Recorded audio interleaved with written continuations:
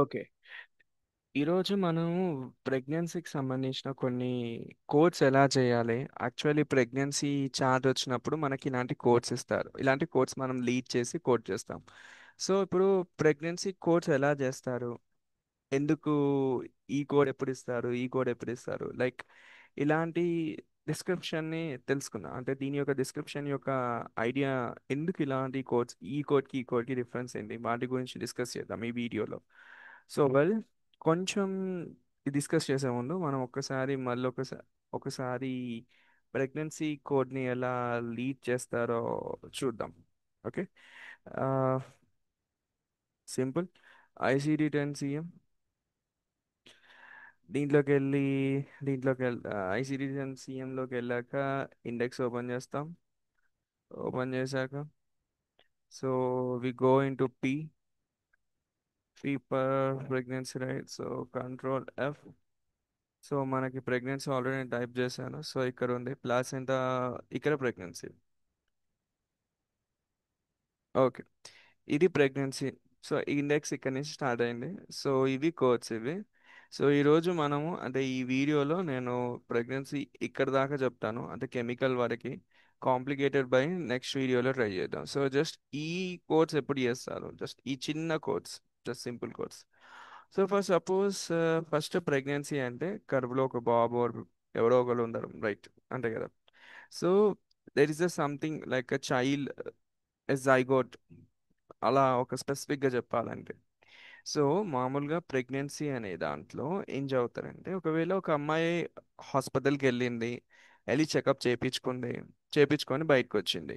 ఈసారి తను వెళ్ళినప్పుడు తను చెకప్ చేపించుకునేది ప్రెగ్నెన్సీ కాంప్లికేటెడ్ కాకుండా. అంటే తను ఏదైతే చెకప్కి వెళ్ళిందో, ఫర్ సపోజ్ తను కాళ్ళ నొప్పితో వెళ్ళింది, ఆ నొప్పి తన ప్రెగ్నెన్సీకి ఇష్యూ కాకపోతే అప్పుడు మీరు Z331 కోడ్ ఇస్తారు. ఒకవేళ తను హాస్పిటల్కి వెళ్ళినప్పుడు తను ఏ ప్రాబ్లంతో అయితే హాస్పిటల్కి వెళ్తారో ఆ ప్రాబ్లం అనేది తన ప్రెగ్నెన్సీని కాంప్లికేట్ చేస్తే అప్పుడు మీరు Z331 ఇవ్వరు. ఓకేనా? సారీ. ఒకవేళ తను హాస్పిటల్కి తను వెళ్ళాక అక్కడ డెలివరీ అయ్యే ఛాన్సెస్ ఉన్నాయి, తను డెలివరీ అయిపోయింది, suppose what ever it may B, delivery సంబంధించిన ఇష్యూస్ అక్కడ స్టార్ట్ అయ్యాయి, లేబర్ ఆర్ సంథింగ్. సో హాస్పిటల్కి వెళ్ళి డెలివరీ అనే కాన్సెప్ట్ అక్కడ స్టార్ట్ అయితే అప్పుడు కూడా మీరు Z331 ఇవ్వరు. ఒకవేళ బాబు పుడితే, ఒకవేళ డెలివరీ అయ్యే టైంలో ఏదైనా ప్రెగ్నెన్సీ హాస్పిటల్కి అక్కడికి వెళ్ళి కాంప్లికేషన్ వస్తే అప్పుడు మీరు Z3.1 ఇవ్వరు. డెలివరీ టైంలో ఇవ్వరు. లేకపోతే డెలివరీ అయిపోయిన తర్వాత పోస్ట్ పార్టమ్ పీరియడ్ ఉంటుంది, అప్పుడు కూడా మీరు Z33.1 ఇవ్వరు. సో మొత్తానికి ప్రెగ్నెన్సీ అనేది జస్ట్ Z33.1 ఇవ్వాలంటే ఆ అమ్మాయి హాస్పిటల్కి రావాలి. వచ్చాక తను వచ్చిన కండిషన్, తన ప్రెగ్నెన్సీని ఇష్యూ చేయకూడదు. తను పన్ను పీక్కోనికి వచ్చింది అనుకోండి, కా పన్ను పీకే నీకు వచ్చింది అనుకోండి, తన డెంటల్ హాస్పిటల్కి వెళ్ళింది, ఆ పన్ను నొప్పి వల్ల తన ప్రెగ్నెన్సీకి ఇష్యూ రాకపోతే అప్పుడు మీరు Z33.1 ఇస్తారు. లేదా డెలివరీ టైంలో ఇవ్వరు, లేదా పోస్ట్ పార్టమ్ టైంలో ఇవ్వరు, బాబు పుట్టాక కూడా ఈ కోడ్స్ ఇవ్వరు. సో ఇది ఒక స్టేటస్ కోడ్ Z33.1. ఇది క్లియర్ డిస్క్రిప్షన్ చెప్పాలంటే. సో అందుకే వీరు సి ఆల్సో డెలివరీ ఆర్ ప్రిపేరియర్ అని రాశారు. ఇప్పుడు నెక్స్ట్, ప్రెగ్నెన్సీలోనే అబ్డోమినల్ అని ఇచ్చారు. అంటే దానికి అర్థం ఏంటంటే అబ్డోమినల్ ఎక్టోపిక్. దీనికి అర్థం ఏంటంటే మామూలుగా బాబు ఆర్ జైగోట్ నే బాబు అంట. ఓకే. ఒకవేళ బాబు అనే జైగోట్ ఎక్కడ, ఎంబ్రియో ఎక్కడ ఉండాలి అంటే ఇంట్రాయుటేరియన్ లో ఉండాలి. ఇంట్రాయుటేరియన్ అంటే యుటేరస్ లోపల ఉంటుంది, మామూలుగా ఇన్సైడ్ ద యుటేరస్. అంటే నార్మల్ ప్రెగ్నెన్సీ అనేది ఎప్పుడు ఇంట్రాయుటేరియన్ లో ఉంటుంది. కానీ అనుకోకుండా అవుట్ సైడ్ ఆఫ్ యుటేరస్ లో ఒకవేళ ఈ జైగోట్ ఆర్ ఎంబ్రియో గ్రో అవ్వడం స్టార్ట్ అయితే, ఒకవేళ అలా జరిగితే దానే అబ్డోమినల్ ఆర్ ఎక్టోపిక్ అంటారు. So out side of the pregnancy అయితే, అవుట్ సైడ్ లో బాబు పెరగడం స్టార్ట్ అయితే దానే అబ్డోమినల్ ఆర్ ఎక్టోపిక్ అని అంటారు. సో ఈ ఎక్టోపిక్ లో ఇంకొక ఎక్టోపిక్ దాంతో కలిపి, ఒకవేళ బాబు ఇంట్రాయుటేరియన్ లో కలిసి ఉన్నారనుకోండి, I mean to say that ఒక అమ్మాయి వచ్చింది, ఆ అమ్మాయికి రెండు ప్రెగ్నెన్సీస్ ఉన్నాయి. ఒక ప్రెగ్నెన్సీలో తనకి రెండు ప్రెగ్నెన్సీస్ ఎట్ ఏ టైం అప్పుడే ఉన్నాయి. మళ్ళీ తను వచ్చింది. తన యుటిరస్ లోపల ఒక బాబు, యుటిరస్ లోపల అంటే నార్మల్ ప్రెగ్నెన్సీ ఉంది, అలానే బయట and I mean uterus out side కూడా తనకి ప్రెగ్నెన్సీ ఉంది. So at the same time తనకి రెండు ప్రెగ్నెన్సీస్ ఒకేసారి ఉన్నాయనుకోండి, సో అప్పుడు మనము 0.01 కోడ్ ఇస్తాం. ఓకేనా? ఒకవేళ లేదు, జస్ట్ అబ్డామినల్ అంటే అవుట్ సైడ్ ప్రెగ్నెన్సీ మాత్రమే ఉంది, అప్పుడు మనకు 0.00 కోడ్ ఇస్తారు. సో ప్రెగ్నెన్సీ అనేది తనకి బాబు పుట్టే ఛాన్స్, తనకి కడుపులో fertilisation I mean she got fertilisation అయిపోయింది. అయిపోయిన తర్వాత జైగోట్ ఫామ్ అవ్వడం స్టార్ట్ అయింది. ఇన్ ఆ జైగోట్ ఇంట్రాయుటేరియన్ అయింది అనుకోండి, అది నార్మల్ ప్రెగ్నెన్సీ. అదే కాస్త ఇంట్రాయుటేరియన్ తో పాటు ఆ zygote out side of the abdomen, out side of the uterus లో కూడా పెరగడం స్టార్ట్ అయింది అనుకోండి, అప్పుడు అబ్డోమినల్ ప్లస్ ఇంట్రాయుటేరియన్ ప్రెగ్నెన్సీ కోడ్ చేయాలంటే కాంబో కోడ్ అప్పుడు 0.001 ఇస్తారు. ఇది. నెక్స్ట్, ఒకవేళ ఎక్టోపిక్ ప్రెగ్నెన్సీ, మళ్ళీ అదే అబ్డోమినల్ ప్రెగ్నెన్సీ ఉంది, అంటే అవుట్ సైడ్ బాబు పెరుగుతున్నారు, కానీ ఈసారి బాబు వచ్చేసి వయబుల్ గా ఉంది, అంటే చా వయబుల్ ఫీటస్, అంటే అతనికి ఇష్యూ లేదు, అంటే చూడగలుగుతున్నాం, హీఈస్ నార్మల్ ఇన్ ఫంక్షన్ అని అనుకోండి. సో అప్పుడు మనం ఈ కోడ్ యూజ్ చేస్తాం, 0367. సో ఎప్పుడైతే అవుట్ సైడ్ ఆఫ్ ది యూటీరియస్ లో పుట్టి అవుట్ సైడ్ ఆఫ్ ది యూటీరియస్ లో వాడు పెరుగుతూ ఉంటే, అది కూడా వాడు వయబుల్ గా ఉంటే అప్పుడు ఈ కోడ్ ఇస్తారు. ఎప్పుడైతే వాడు అవుట్ సైడ్ ఆఫ్ ది యూటీరియస్ పెరుగుతూ ఉంది, మళ్ళా ఇంకొక జైగోట్ ఇన్సైడ్ లో ఇంకొకటి నార్మల్ ప్రెగ్నెన్సీ ఇంట్లో లోపల జరుగుతుంది, నార్మల్ ప్రెగ్నెన్సీ జరుగుతూ ఉంటే అప్పుడు ఈ కోడ్ ఇస్తారు.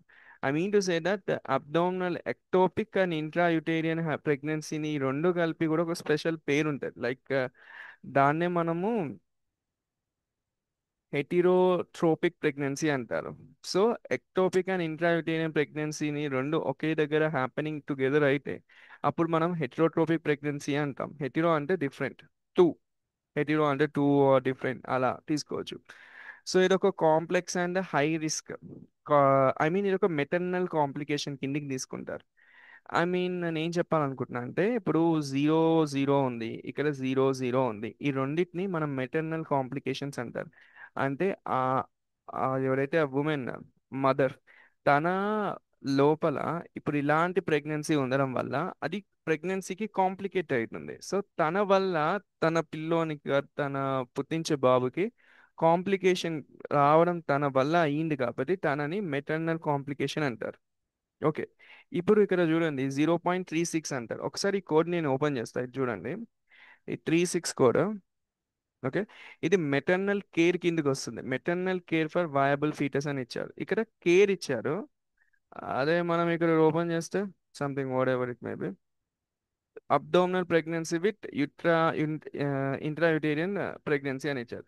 అంటే అబ్డోమినల్ ఒక ప్రెగ్నెన్సీ, తర్వాత ఇంట్రాయూటేరియన్ ఒక ప్రెగ్నెన్సీ.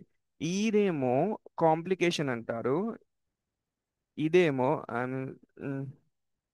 ఇదేమో మెటర్నల్ కేర్ అంటారు. 0.36 దీనికి దానికి తేడా ఏంటంటే, క్లియర్ డిస్క్రిప్షన్ ఏంటంటే, ఎప్పుడైతే మెటర్నల్ కేర్ అని వారు చెప్పారంటే, వా అప్పుడు ఆ ఎవరైతే ఆ అమ్మాయి ప్రెగ్నెంట్ అయి ఉందో ఆ అమ్మాయికి హాస్పిటల్ వాళ్ళు ఏం చేస్తారంటే, ఎప్పుడు చూసినా మానిటరింగ్ చేస్తూ ఉంటారు ఆ కడుపులో ఉన్న ఆ బాబుని.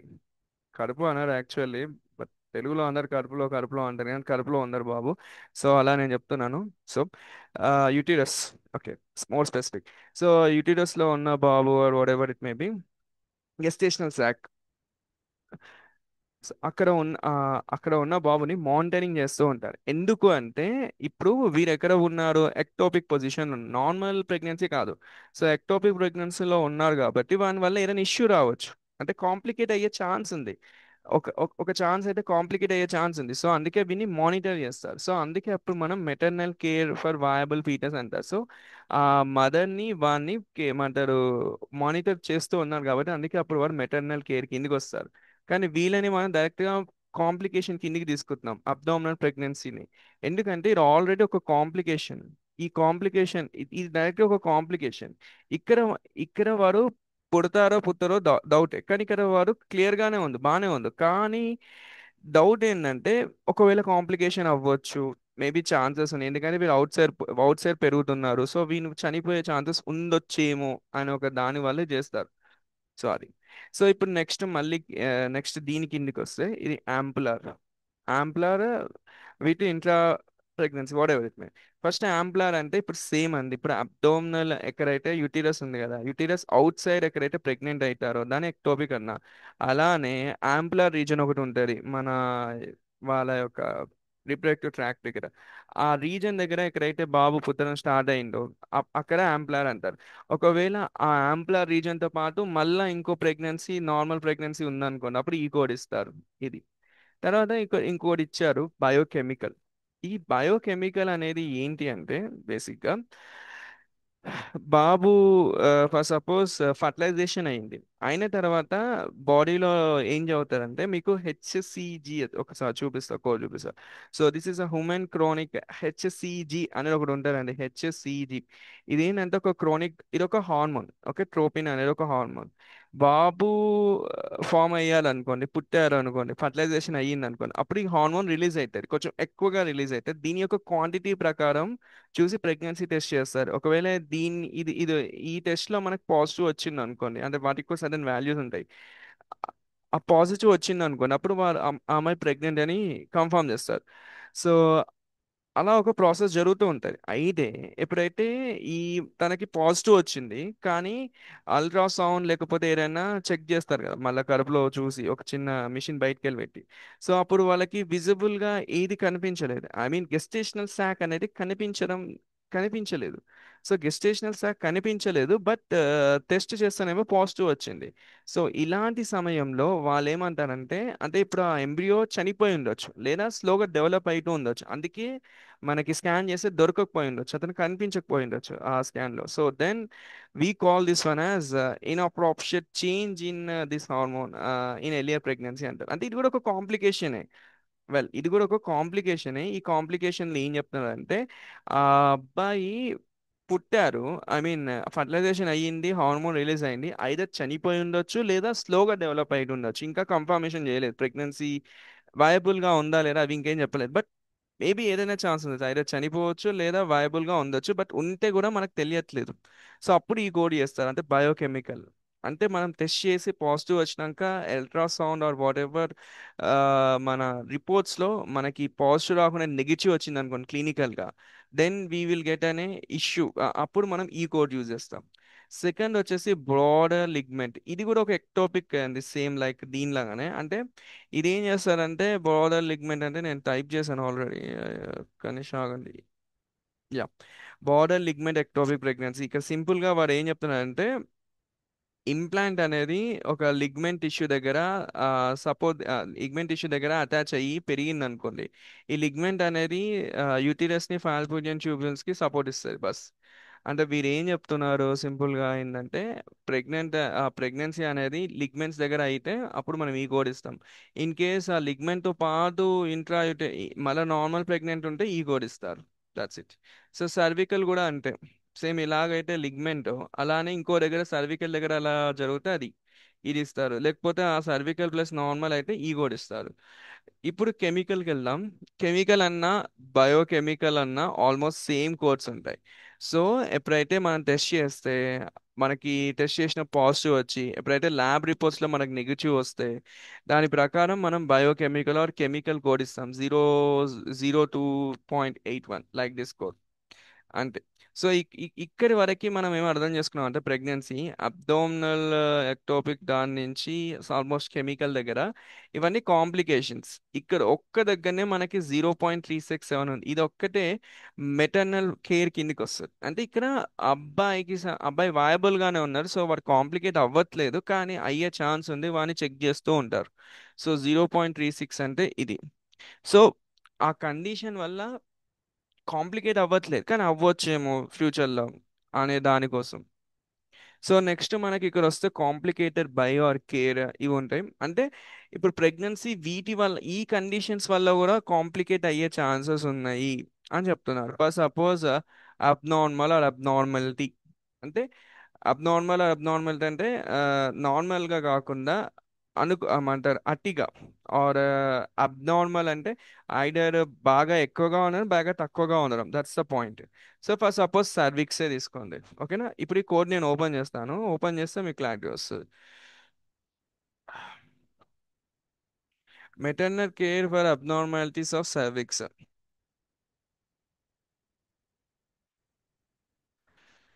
ఓకే ఓకే, సారీ, నేను ఇక్కడ దాకానే చెప్తాను, ఇక్కడికి వెళ్ళిపోతున్నా. వెల్,